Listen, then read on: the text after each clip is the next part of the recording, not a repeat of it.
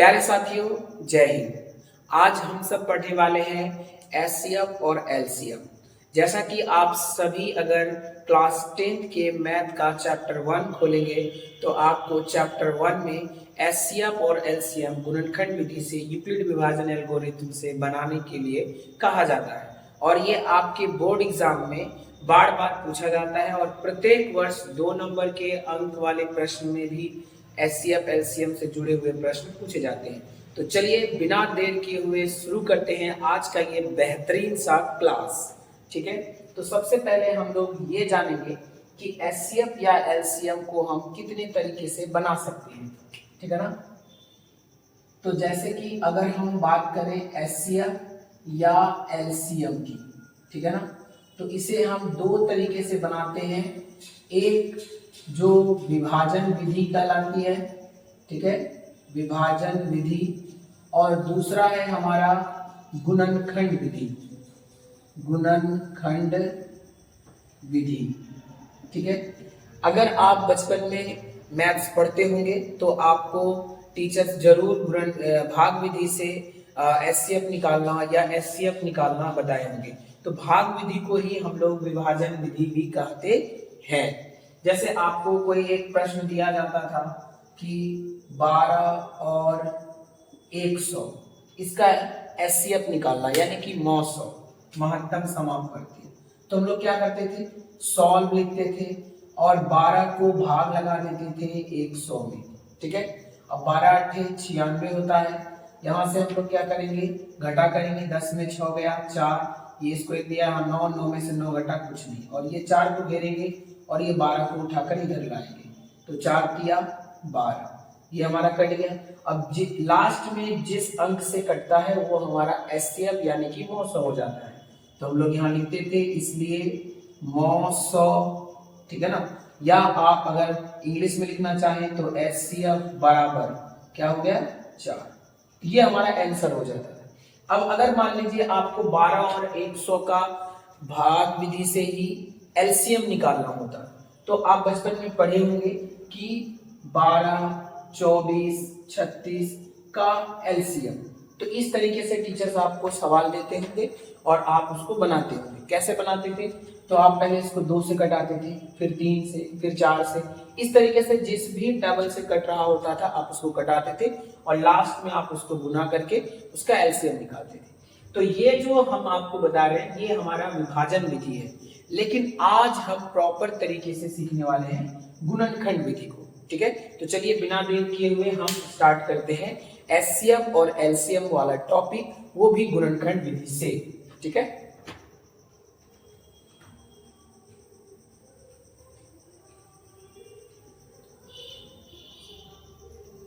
तो जैसे कि अगर हम लोग कोई एक सवाल ले लेते हैं, ठीक है, तो क्वेश्चन नंबर 1 मैं ये ले रहा हूं कि बहुत इजी सवाल लेते हैं। पहले 25 और 40, ठीक है ना, ये एक सवाल है। ठीक है, और इसका हमें निकालना क्या है, गुणनखंड विधि से एचसीएफ तथा एलसीएम।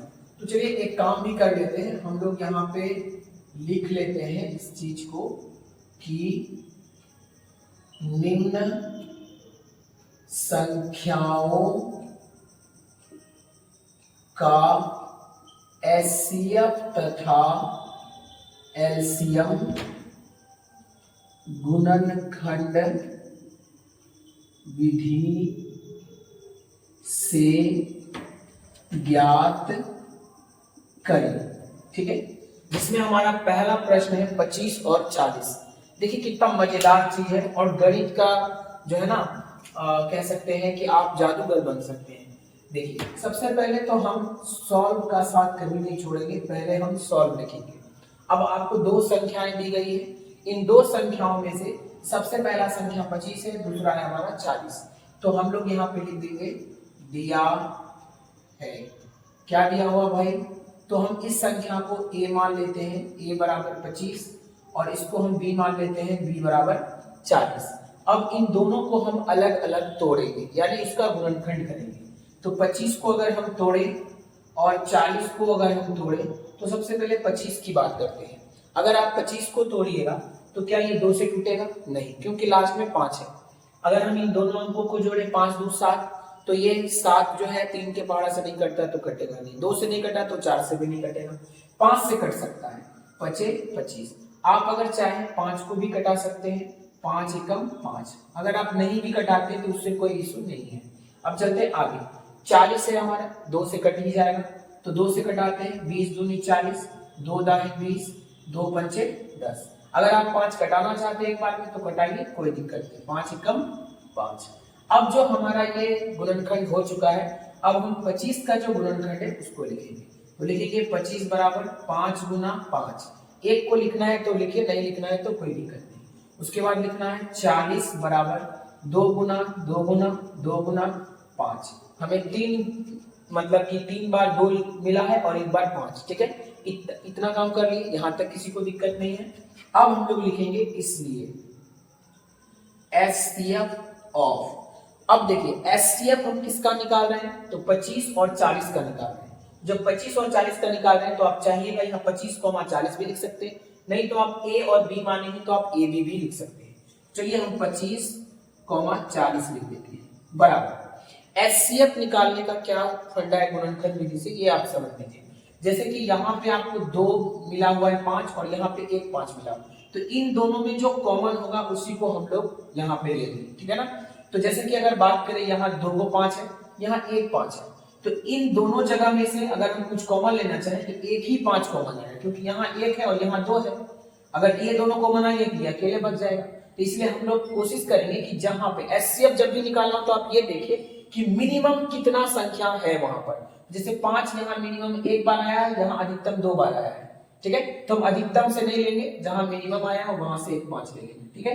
अब एक बात समझिए कि यहाँ पे 2 3 बार आया है, अधिकतम 3 बार और यहाँ 2 है ही नहीं, तो जब यहाँ मिनिमम 1 बार भी 2 नहीं आया तो हमको 2 नहीं लेना है।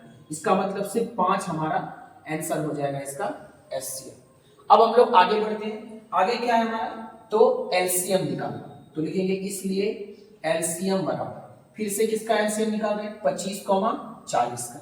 तो 25 और 40 का जब हम एलसीएम निकाल रहे हैं तो एलसीएम में क्या काम करना है, जहां पे अधिकतम संख्या यानी अधिक बार जो संख्या आया है उसको आपको लेना है। तो जैसे यहाँ 2 अधिकतम बार आया और सॉरी 5 यहाँ अधिकतम 2 बार आया, यहाँ 1 बार आया, तो हम ये जहां पे अधिकतम 2 बार आया वहीं से 5 को किडनैप कर लेते हैं, यानी 5 गुना 5, ठीक है। और यहाँ पे 2 3 बार आया और यहाँ 1 बार भी नहीं, तो इसको छोड़ेंगे नहीं, 3 बार आया इसको उठा लीजिए आप आराम से, ठीक है। अब चलते हैं आगे, अब इसको करते हैं गुना।